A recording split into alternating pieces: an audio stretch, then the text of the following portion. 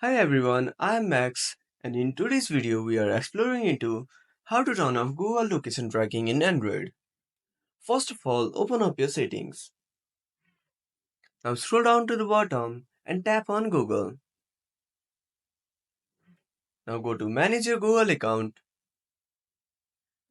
Now next to home, tap on data and privacy.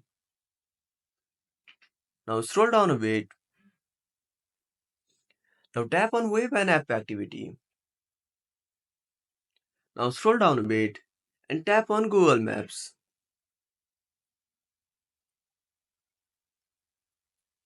Now tap on saving to web and app activity. Now tap on turn off. Now tap on turn off and delete activity.